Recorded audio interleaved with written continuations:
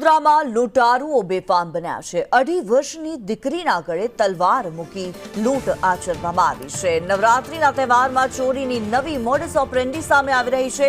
ખેલૈયાના વેશમાં આવી ટોળકીએ ચોરીને અંજામ આપ્યો। ગાજરાવાડીમાં બુકાનીધારી ટોળકીએ આતંક મચાવ્યો। પરિવાર ગરબા જોવા ગયો ત્યારે આ ટોળકી ત્રાટકી હતી। ઘરની બહાર ઉભેલા ચોરે તલવાર બતાવી આતંક મચાવ્યો છે। 7 લાખથી વધુના મુદ્દામાલની ચોરી કરી પલાયન થઈ ગયા।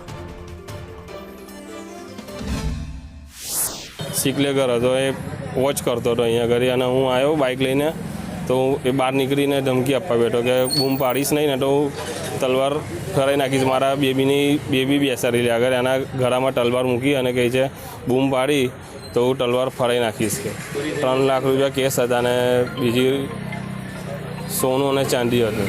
અમે ગરબા જોવા ગયા હતા ગરબા ગ્રાઉન્ડ પર।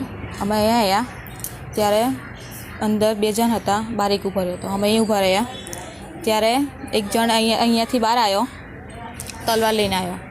મારી છોકરી પર ગળા પર તલવાર મૂકી એને કે પાછળ જ્યાં અગર તલવાર ફરાઈ નાખીશ કહીશ। તો અમે બાઇક લઈને ગાડી પરથી અમે નીચે બી નથી ઉતરવા દીધા। આગળ ગયા તો તે ઊભો રહ્યો। અંદરથી 2 જણ બહાર નીકળ્યા। અંદર એના હાથમાં પૈસાઓ હતી, અમારે સોનું ચાંદી રકમ બધું જ એના હાથમાં હતું। લઈને તે આગળ બેસ્યો, પછી એ જતો રહ્યો, એની પાસે બેસી પછી એ લોકો જતા રહ્યા।